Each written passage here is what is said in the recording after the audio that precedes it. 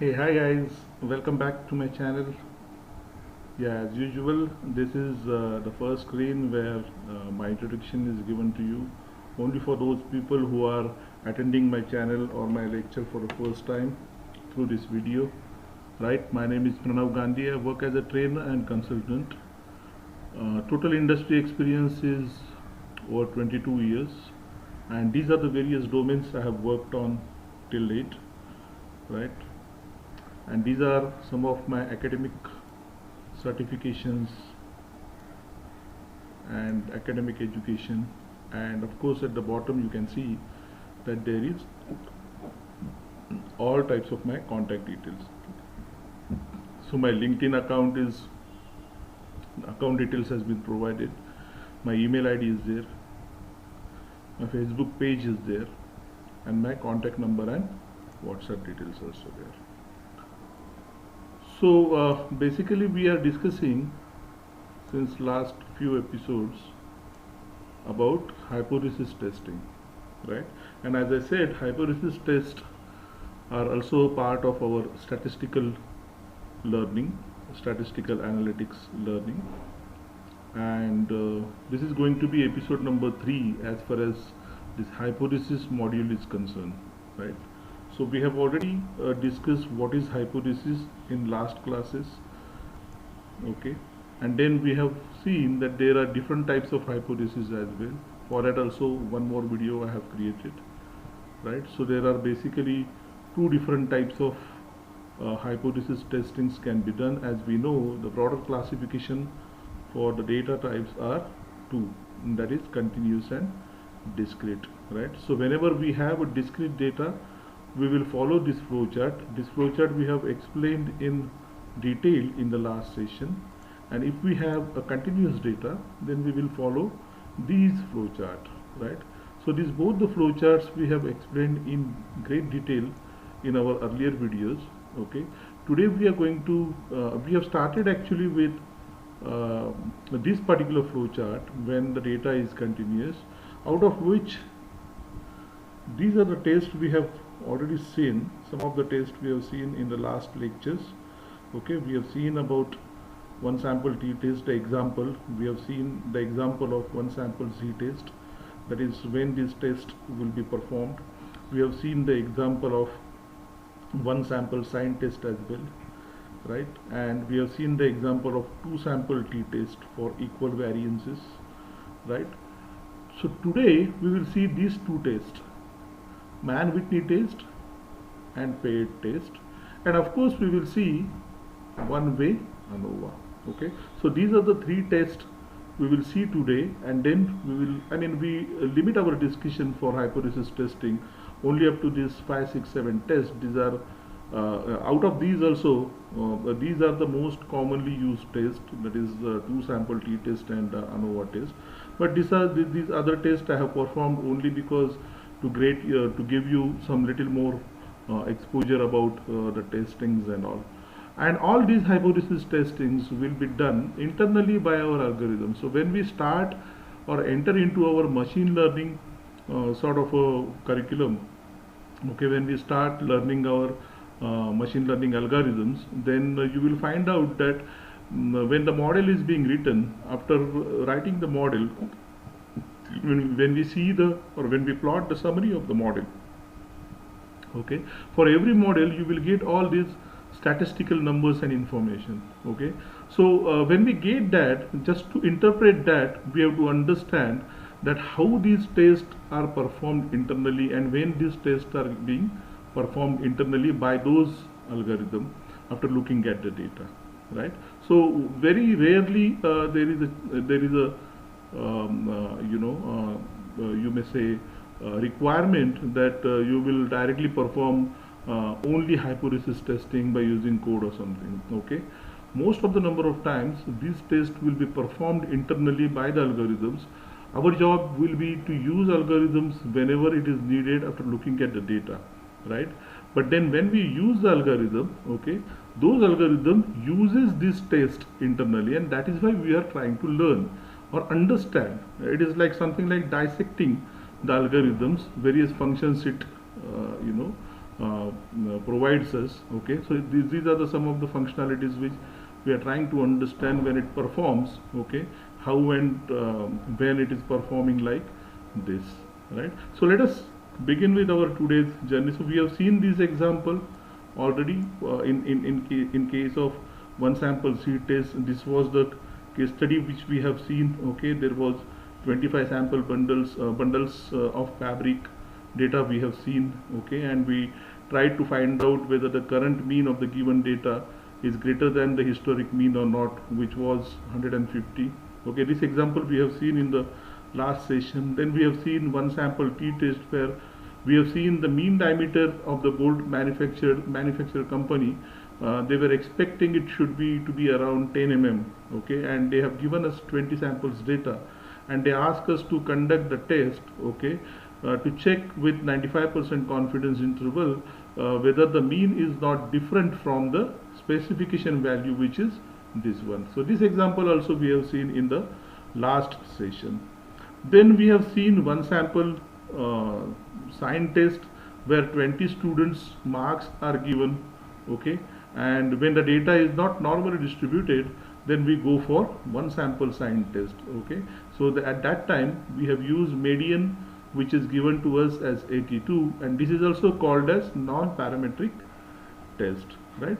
So after looking at those three tests, we have entered into the two sample flow from the chart. So this is the flow chart, right? So this was the one sample flow. If we have only one sample given to us, then we will follow this flow chart of this flow specifically. Then we have entered into this flow where two samples were given to us. Okay, and we have seen one example that there was a financial analyst at a financial institute who wants to evaluate a recent credit card promotion. There were two types of promotions they made. One was standard Christmas advertisement or offer and full waiver of interest rate. So this example we have seen in the previous class as well, right? So now today what we will do is we will see, so we have seen this test, two sample t-test in the previous class. Okay, when there was the external condition was not the same. Okay, and that is why we check the variances are equal or not for both the samples given to us. Okay, and then when we found that the variances are equal, we perform this particular test, right? So today we will find out that a new case study wherein we are going to perform a paired t-test.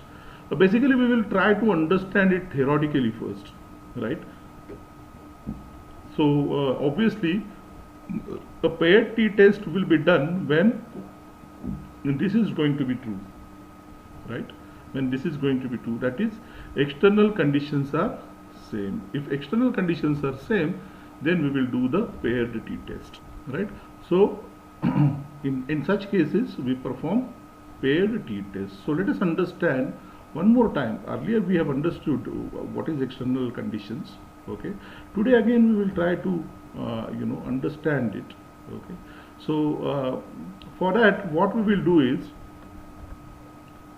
we will also perform this test now, Mann-Whitney test. Okay, so I am going to take one example over here for this particular test. Okay, so as we have seen whether the external conditions were same or not, example, then we have seen that there are two different sets of 10 bikes and averages have been calculated of these 10 bikes and these 10 bikes, right? So one average calculated with only fuel and one average calculated with fuel plus additives. Additives are nothing but the component which will be added into the fuel to improve the performance of my bike, right? Similarly, a different 10 set of bikes were there. Okay, and two different readings have been taken from these bikes as well, one with fuel and one with fuel plus additives. So the readings were something like 38, 49, 52, 76, 66, something like that. There were also some numbers, there were also some numbers, there were also some numbers. So there were 10 observations each and 10 readings each, okay, with fuel, without fuel, or with fuel, fuel plus additive, fuel plus additive, for 10 different bikes. Okay, so here what happens is that the engines have changed, okay, and that is why in this scenario the external conditions was different. In another sort of an example, what happened, that they used only 10 set of bikes, only 10 bikes. They checked it with fuel and they checked it with fuel plus additives, and they recorded with fuel readings and they recorded fuel plus additive readings. Okay, now in this condition what happened, the external condition is same. Why? Because they use the same bikes, okay, to record both the types of readings, and that is what we mean by external conditions are same or different. Now let us try to understand when we perform which test. Okay, so this is a business problem given to us. Effect of fuel additive on vehicle is being studied. Okay, out of total 20 vehicles, 10 vehicles are chosen randomly and mileage is recorded. In the rest of the 10 vehicles, right, so these 10 vehicles are different and rest of the 10 vehicles are different, which means here the external conditions are different, right. Additive to be tested is added with the fuel and their mileage is recorded again. Find if the mileage increases by adding the fuel additive or not. This is what our business problem is. I hope the business problem is very clear. Now let us first see the data, and this is the data given to us.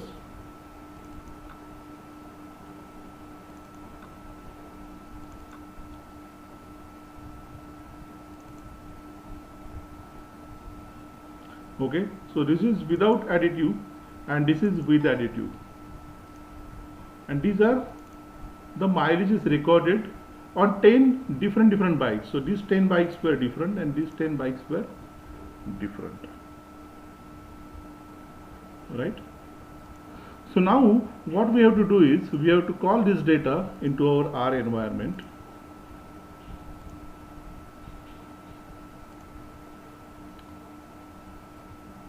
So let me bring the data in.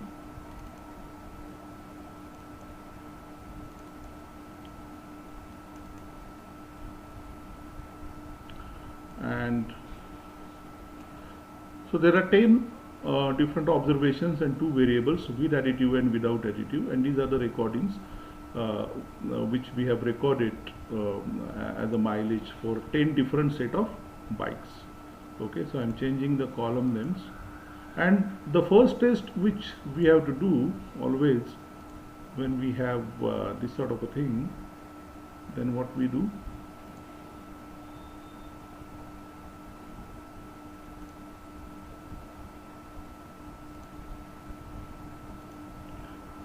so when there are 2 samples given to us, we first check whether the data is normally distributed or not. So I am using a library called NORTEST, and we are doing ad.test. ad.test is Anderson-Darling test, and again Anderson-Darling test. Okay, I have passed both the types of data, without additive and with additive, and we simply have to check the p-values over here.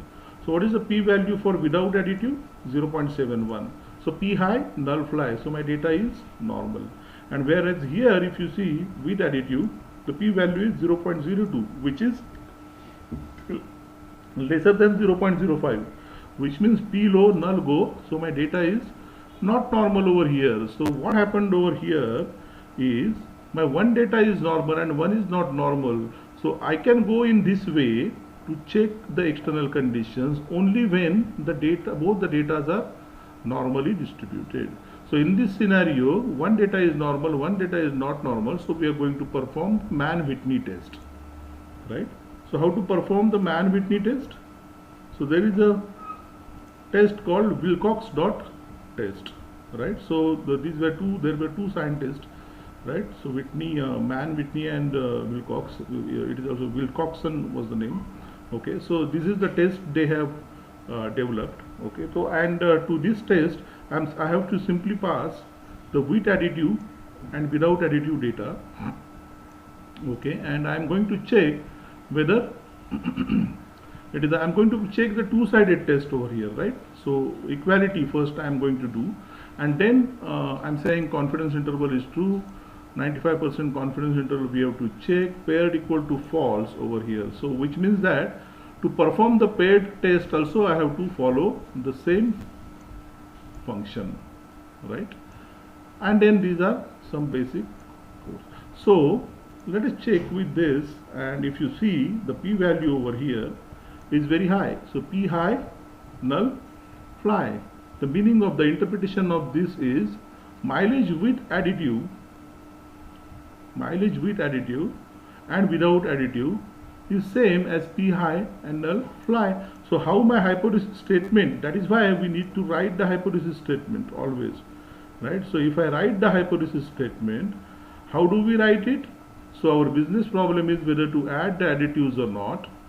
Okay, y1 will be without additive, y2 will be with additive, because the sequence of the data, first is without additive, second is with additive.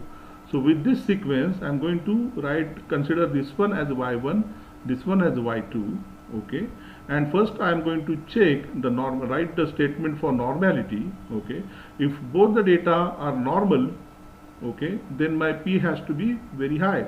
So if p high, null fly means both the data are not normal, and if one of the data is not normal, so that is why the condition writing over here is y1 or y2 is not normal, then take any action. Then take action means here we are writing this statement just for practice purpose. The meaning of this is the action will be to change our route, okay, because data is not normal, so I cannot go into the straight route of the flow chart. I have to divert my route, okay, and that is why I will go for Mann-Whitney test over there from the flow chart, correct?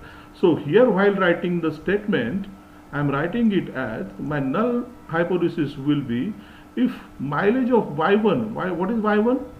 Without additive, okay अगर without additive का mileage जो है additive डालने से पहले वाला जो reading है खाली फ्यूल वाला, अगर वो मेरा ज़्यादा है, ग्रेटर देन और इक्वल टू y2 है या बराबर भी है एडिटिव वाले के साथ में भी है, ओके, तो मुझे एक्शन लेने की ज़रूरत है? No, I don't have to take any action.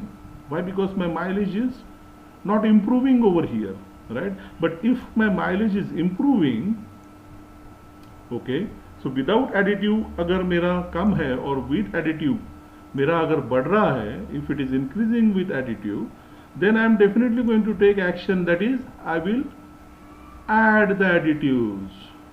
I will add the additives. So always we will go for this test. While doing this test, when I write these statements like this, y1 greater than or equal to and y1 less than y2, okay, first we have to check the equality test, that is two-sided test, and then if my p-value is low, then I will go for the alternate hypothesis. In that case I will write again when it is not equal to means either it has to be less or greater, so I will go for less than greater than test. Right? So here in our case, what happened? That P was high. P high, null flies. So null is what? Null is this. The mileage of y1 and y2 are same. So I don't have to add any additives over here. That is the case. Okay. So in that case, I will not perform this less than equal to test, because yahi pe mera I have to end up over here only, right? And that is why I will not perform the next test over here. So no need to add the fuel additives will be the conclusion of this particular test. Now going forward, let us understand what is paired test. Okay, and in case of paired test, first understand the theory about it. Okay, number one, the test will be performed. This test is used to compare the means of two sets of observations when all the other external conditions are same, which means same 10 sets of bike अगर है, दो different sets of bike के बगैर, okay, then I will go for paired t-test. Okay.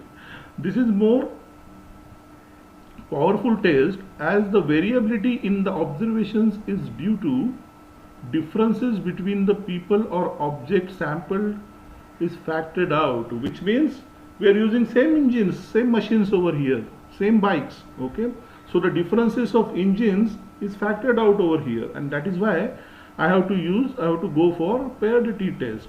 Okay, this is a classic example of it. Okay, if suppose we have taken 100 people from Mumbai and 100 from Chennai who have high blood pressures, and we have to administer the medication A to 100 people in Mumbai and placebo, that is different medicine, to 100 people in Chennai, and if we have to compare the new blood pressure levels of these participants, Mumbai and Chennai participants, then there are different people over here, so they may react differently to medication, right? Whereas if I have taken 100 people from Mumbai only who have high blood pressures, and we have administered a medication A for 6 months and placebo for 6 months, okay, and now we have to compare the drop in the blood pressure for each participant with medication and with placebo. All external conditions are same because the people over here are same. The same set of 100 people have been utilized over here, and that is why external condition was same over here. So in such case we will always go for paired t-test, right? So what is the difference between two sample t-test and paired t-test? The effect of fuel additive on vehicles, if we have to study, out of 20 vehicles, 10 and 10, rest of the 10 and 10 vehicles are chosen randomly, right? And they have been tested, okay, with fuel, and their mileage is recorded. Okay, in such scenario, because these two different sets of bikes were there, we will go for two sample test. Now if we have to assume, if suppose the problem statement is given to us with the recordings and we have been asked to assume the same data which we have used for man-Whitney test was recorded if only 10 vehicles were chosen, and mileage was recorded before and after adding the additives. That is, first reading is with fuel, the other will be without, first reading is with additive, other will be without additive, or something like that, vice versa. But on the same bikes, okay, then we will go for paired t-test. So let us look into the paired t-test over here.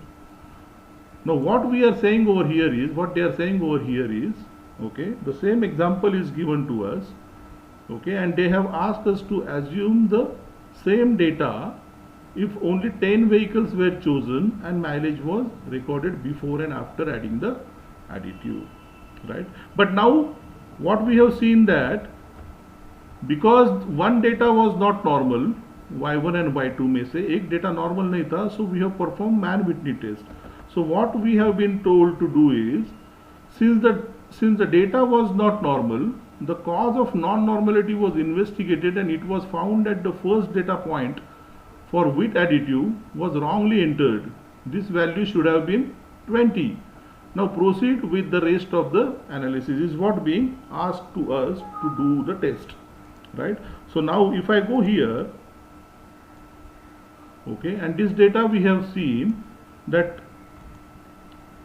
the first data we have got the p-value for 0.71 and the second we have got 0.02, and this data was given to us where the first value was being 16. Now they are saying us that change this data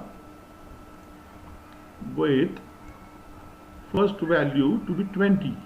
So let us try doing that and check whether the data is being normally distributed or not.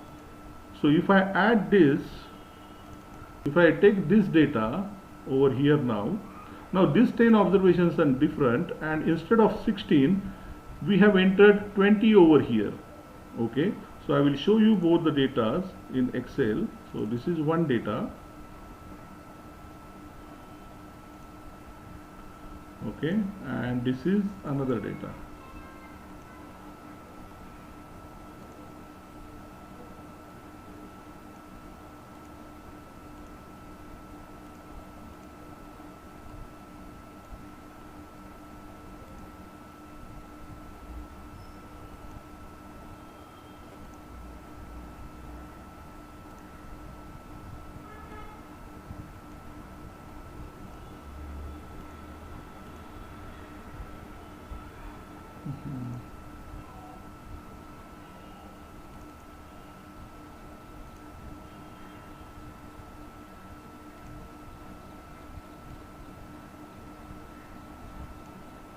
Anyway, so you can see over here, I don't know what is the problem.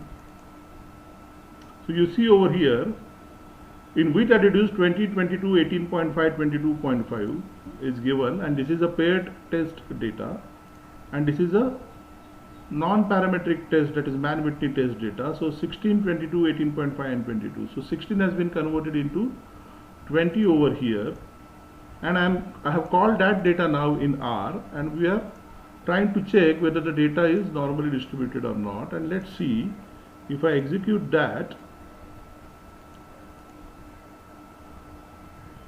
So let me change the name of the columns, and NOR test has been already called. So AD.test I am performing on without additive and with additive. And look at that, the data point where I have changed, the p-value has increased from 0.02 to 0.16, which means that the data has become normal now. Now I can go ahead and perform the same test. Okay, the only thing is that here I would say paired equal to true. What we will do, we will say paired equal to true, so that this particular test will be converted into paired t-test, right? So this is how paired t-test will be done. Okay, I'm not going to perform that test now because we have already performed that. Okay, so now let us try and understand one more test today, and that is ANOVA test. Okay, so after this we will enter into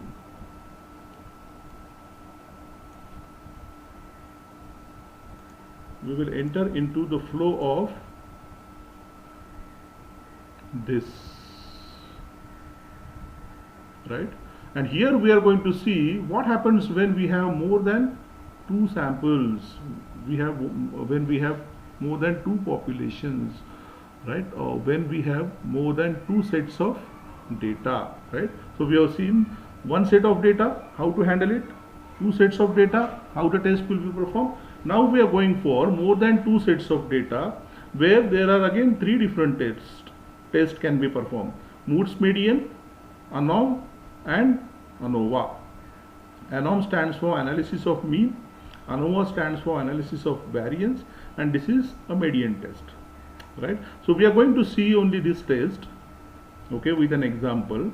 So look at the flow over here. First we are going to check whether all the data points are distributed normally or not. Then we will check for the variance equality. If the variances are equal, we will go ahead straightly and perform the ANOVA. So let us see the example. So before getting into the real example of a business example of ANOVA, I would like you to let us try and understand how does it performs. Okay, so this is again a dissection of ANOVA test, right? So for assumption purpose, let us take that we have to analyze a weight reduction program.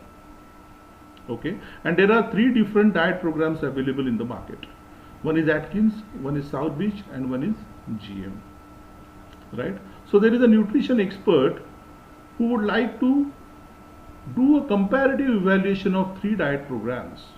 Okay, so she randomly assigns equal number of participants to each of the programs from a common pool of volunteers. So maybe 10 to 12 to this program, 10 to 12 to this program, 10 to 12, but equal number of participants. Suppose the average weight losses in each of the groups of the experiments are 4.5 kg, 7 kg or 5.3 kg, right? So maybe 4.5 kg is the average weight loss for these 10 people, 7 kg is the average weight loss for these 10 people for South Beach, and 5.3 kg is the average weight loss for these 10 people for GM. Now what happened over here, if we have to conclude, okay, immediately with our understanding and day-to-day working style, okay, what we will say that probably this program is good because it has reduced more number of kgs for these 10 people. Okay, but then this is where we make a mistake. Okay, we are not comparing the averages over here, because averages tend to affect by outliers.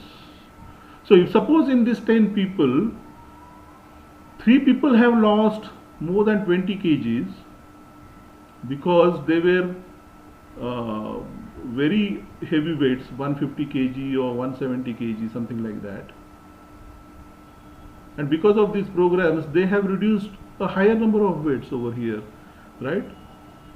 So the thing over here is that the outliers were, the higher weight people were more in this particular group. That is, the variation was more over here, and that is why we probably tend to conclude that because 7 kg is the average, this group is good or this program is good. But this is not the way we shall do it. Okay. Ideally, there will be 2 scenarios. Okay. So this is one group which is attending South Beach. This is one group which is attending Atkins, and this is one group which is attending GM. And this scenario 2 where this thing is happening. Look at the variation over here. Right. Now if you see that in this scenario where the spread is more, okay, the average is maybe for in the picture it is given for GM. Okay, so let us assume it for GM, not South Beach. So if you see over here, this average is 7, the reduction of weight kgs for this group, and for this group also it is 7. But the variation is more over here. So always it is very good to have such scenario to do the analysis. So if I have 3 different groups, the groups has to be in such a way that the between group variation or within group variation, let us say within group variation, so this is within group, has to be lesser. This is how the groups has to be formed to do the analysis. Okay, otherwise it will be very difficult to analyze for such a scenario, right? Because not every individual in each program will respond identically to the diet program. Okay, so it is very easier to identify variation across the programs if variation within programs are smaller. So if variation within the program is smaller, okay, then to understand the variation between the programs is become quite easy, and hence the method is called as analysis of variance, right? So how mathematically it will be performed, let us understand it quickly. Okay, so this is the formula internally the algorithm will use, okay, or the functions will be used, right? So let us assume that this is these are your groups, 3 different groups, okay, and these are their weight losses. So you calculate the averages. Averages will be called as X bar, right? So 3 different groups will be having X1 bar, X2 bar, and X3 bar as averages, right? And this is going to be X double bar, which is nothing but the average of averages. So there are 3 different averages over here. So average of these averages is going to be my X double bar, okay, which is this distance. So the interesting part of this analysis will be this distance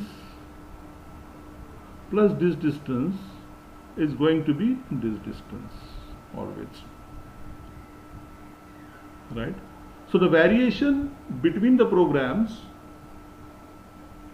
okay, if you calculate the distance from each data point from that program to its average, and if you calculate the distance from each data point from that program to its average of averages, right? So let us assume that there are 3 different groups like this, okay, and so they are having their one average over here, maybe at center. Here they are having their own average. Here they are having their own average, and here it is the average of averages. So the distance from this data point to this data to this average of averages will be always equal to the distance of this to this and this to this, right? So when we have this is really surprising, but it happens like this. And when we have this, what happens if there are n subjects? Okay, so as we have said that Atkins, GM and South Beach, suppose there are 10 people available, right? So n subject equally divided into R groups, that is R is going to be the 3, n is going to be the 10. Okay, my hypothesis will be average of first group equal to average of second group equal to average of 3 group. I don't have to take any action, because if all the groups averages are same, then I can go for any program, right? But if they are not equal, then I probably will choose whose average of weight loss is higher, right? So I will take an action. So that is going to be my H1, that is alternate hypothesis. Now if I want to calculate this, so first of all we will calculate the mean square treatment, that is MSTR, which will be calculated by SSTR divided by R minus 1. What is R? R is number of group minus 1, right? And what is SSTR? So SSTR is the sum of squares treatment, right? So n is what? 10 into T1 square, I mean T that I will be squared, okay, summation of all the squares. So this, okay, summation of this into number of group, okay, for different groups will be taken into consider and calculated the STR. So STR divided by R minus 1 is going to be my MSTR, and there is something called as a mean square error, okay, which is equal to SSE divided by n minus R. So n is again 10, R is 3, which is going to be 7, and what is SSE? So SSE is sum of square errors, right?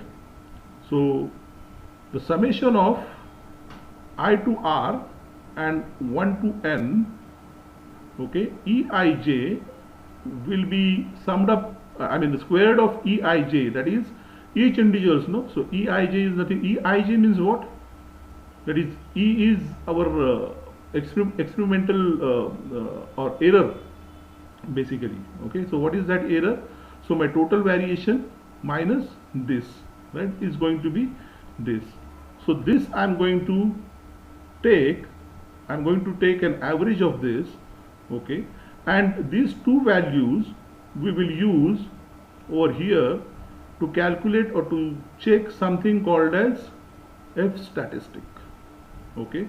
So the ratio of two squares, that is MSTR and MSE, okay, which is also called as, it is very easy to understand from here. So between group variation divided by within group variation, okay. So these three groups are there, right? So between group variation divided by within group variation is how much? Okay, that will be calculated by MSTR and MSE, okay, and from here we get something called as F value. This is called F statistics. And like we check into the log table for the we refer the log table, we have already referred the Z table or T table. There is something called as F table. So we simply have to refer the value, whatever value we get over here as an F, as a ratio of this, okay, we will go and refer to the table and we will come up with the corresponding value, which is called as the P value, the probability value, okay, which will lie between this range, okay. And if that P is less than alpha, which is nothing but 0.05, if that P is less than this, then I am going to reject the null hypothesis, right? So this is the internal mathematics happen when we use the formulas or the functions or the algorithms by using the languages like R and Python, right? So it is difficult to understand when I'm, by one-sided, like I'm just delivering a lecture, but I don't know the person watching over here is understanding it or not. So it will be, taken care when you enter into my batches, and there is an opportunity to direct communication while learning the topic or something. So you can raise your questions, although you can raise your questions by commenting or calling me or by sending me messages or by writing me emails. That is also possible. But when we are learning this, okay, the direct communication is always helpful over here. All right, so this is how ANOVA test will be performed, and there are two different types of ANOVA we can perform. One is called as one-way ANOVA, and the other one will be two-way ANOVA. Okay, so ANOVA can be used to test equality of means where there are more than two populations. ANOVA can be used with one or two factors varying. If the only one factor is varying, okay, then we will use one-way ANOVA, or else we use two-way ANOVA, right? So there is something called as two-way ANOVA as well, right? The example is, if we are interested in comparing the average performance of several departments within a company, here the only one factor is varying, okay, and the factor varying is department, because department is changing and their average performance we want to check. So we will go for one-way ANOVA. But if there are two factors varying, like, we should use two-way ANOVA. So if one factor is department and the other factor is, suppose, the shift in which the people are working in that particular department. So there are two factors varying over here. One is department is varying and shift is also varying. So in such scenarios, we will go for two-way ANOVA, right? So let us now understand a case study of one-way ANOVA. Okay. So assume that there is a marketing organization, okay, which outsources their back office operations to three different suppliers.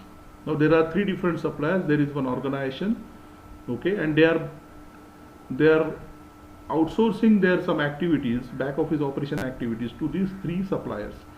The contracts are up for the renewal, okay, and the CMO, that is Chief Marketing Officer, wants to determine whether they should renew the contracts with all the suppliers or not, or a specific supplier, right? So CMO wants to renew the contract of the supplier with the least transaction time, right? So out of those three suppliers, the supplier who is supplying me the services with least transaction time, I'm going to renew the contract with that particular supplier, okay? So and CMO will renew all contracts if the performances of all the suppliers is similar.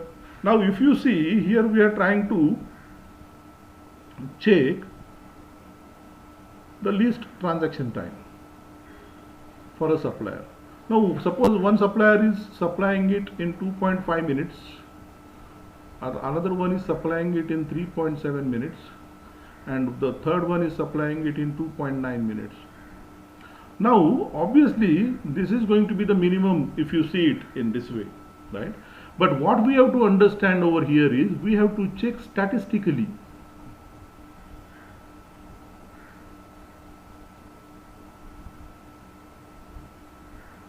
Right? And there is a possibility that all these three transaction time, depending upon my data, sample data, all these three transaction times are not different. Okay?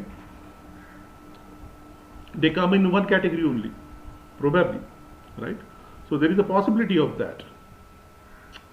Okay, power gone, right? So we will see this particular case study, this example, through the data. So let me call the data in RStudio.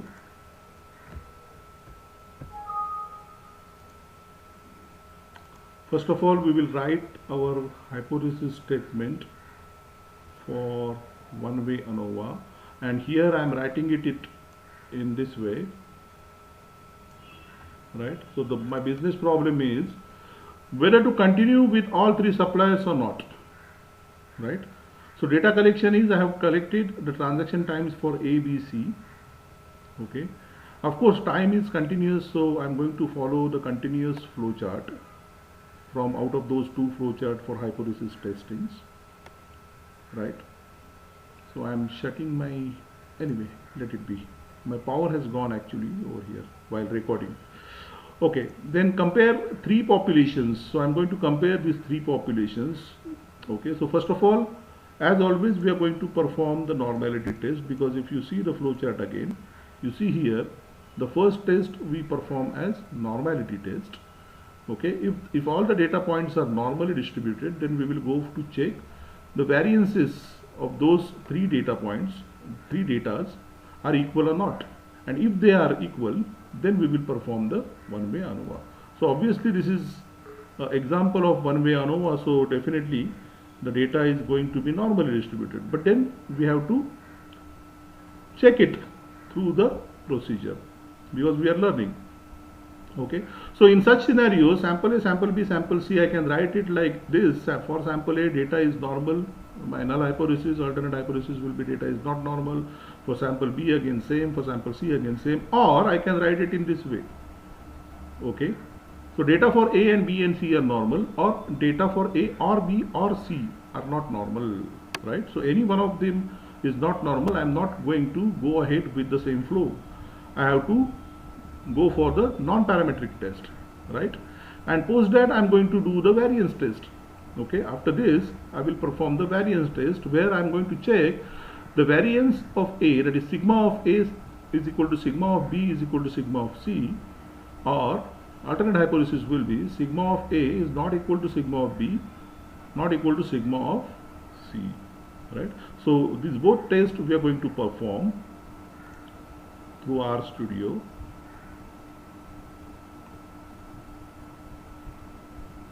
So I'm calling the file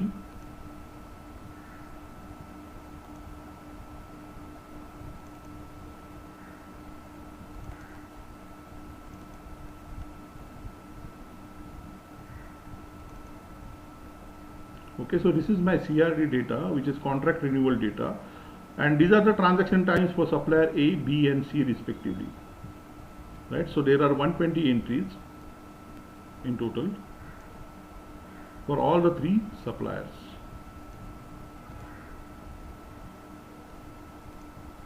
So I'm first of all what I'm going to do is I'm going to stack this data. So these three columns I'm going to create one column for the transaction time and one column for supplier A or supplier B or supplier C, like that. So once I stack this data, you will understand, right? So now I am viewing the stack data, and you see here over here I have stacked the data. I have converted all the transaction times in one column, and supplier C above that supplier B, above that supplier A. So I have done the stacking over here because I simply want to check whether the transaction times are normally distributed or not for all the columns. Okay, and for that again I am going to use the ad.test. Okay, so let me first attach the data, and I am saying ad.test for stack data $values. Why values? Because the column name is values now over here. Earlier it was supplier A, supplier B, supplier C. Now it is values and IND. IND means the individuals, right? Okay, so I'm performing the test over here, and my p value is high. So p high, null, fly. So my data is normal. So all my data points are normally distributed. Now I want to check, go for the variance test, right? So to perform the variance test, there is a package called car. Okay, the package is already installed in my machine, so I am only going to invoke the package by using the library function, and I have invoked that package in which the live-in test is available. Okay, so this is again named after a scientist, and live-in test is a type of, or is going to be used for variance test as well. So var.test is available. Apart from that, there is live-in test is also available. So to which I am passing stack data $values. So all the times which are given to us in that column, for all the suppliers, and I'm regressing it upon. So this is tilde, means this symbol is called as tilde. Okay, normally in machine learning codings, it is also called as regression operator, right? So I'm regressing these values over these individuals, okay, and data I am passing it as stacked data. So let us perform the test and check the p-value, and the p-value over here is very high, 0.77, which is very high than 0.005. so p high, null fly, which means variances are also equal for all the suppliers. So if the variances are equal, what we are going to do, we are going to perform the one-way ANOVA test, okay, and to perform the one-way ANOVA test, we have a function called AOV, analysis of variance, right? So analysis of variance function I am using, and I am passing these values and IND data, that is values and IND data with the regression symbol, that is tilde, and I am passing on the data type, data name and data set name as well, stack data, right? So these are the three things we have to pass on for AOV function, and job done. I simply have to look at the summary of this. So this is the name of my test model, okay, and this is the summary of my model, ANOVA underscore result. So here also I will simply have to check with the probability value, PR value. Probability value is 0.104. So what is my hypothesis over here? My hypothesis for ANOVA test, analysis of variance test, where renew all contracts if average transaction time of A equal to B equal to C is my null hypothesis. Alternate hypothesis was take action about renewal of contract if average transaction time for any of the supplier is different, which is list. It has to be list, right? If it is a list, then you can renew with them. But what happened over here? We have got the p-value high. This p-value is higher than 0.05. So p high, null flies. Null flies means I have to accept null hypothesis. I am failed to reject null hypothesis, which means the average transaction time for A and B and C, all the three suppliers is same, right? And that is why I am going to renew all the contracts, right? I am going to renew all the contracts. But had it been, suppose if I would have got with some different data, अगर मुझे ये जो p value है, if I have got it lesser than 0.05, then what would I have done, right? So then I have to go for two sample test again with all the combination of A and B, B and C, and A and C, and check whose transaction time is lesser, okay, and then perform the decision or renew the contract, right? So that's it for today's session. Okay, we have covered this entire flowchart, okay, which is basically meant for continuous data when it comes to hypothesis testing, right? So we have performed one sample sign test, one sample t test, one sample z test, two sample t for equal variances. We have seen Mann-Whitney, then paired, and then one-way ANOVA. So these many tests we have performed, and we limit our discussion up to this only as far as the continuous flowchart is concerned. Okay. In next episode, we will see how to deal with the discrete data, or how to do the hypothesis test when the data is discrete in nature, right? So that's it for the day. Okay, I thank you very much for listening me patiently and watching this video. If you have liked this video, please do hit the like button over there like this, and of course if you are new to my channel, please subscribe the channel so that and hit the bell icon. There is a bell icon beside that subscribe button. Okay, just hit that so that you will get all the notifications henceforth whenever I upload or publish new learning videos for all of you. And you can also like my Facebook page, okay, to be connected. where also I at times post some articles or the links for these videos as well. And even you can connect me through LinkedIn as well. Okay, and I will really wish to have your suggestions and feedbacks, if any. Okay, so to which can help me to improve upon, right? And do comment your queries also. I have also created my WhatsApp number button on my Facebook page. Okay, so you can directly get in touch with me through WhatsApp as well, right? And all these related information about the contact details and all, I'm also going to give it in the description of this video. And not only this video, any of the video, you will find it in description, right? All right then guys, thank you very much. Bye bye, see you, take care.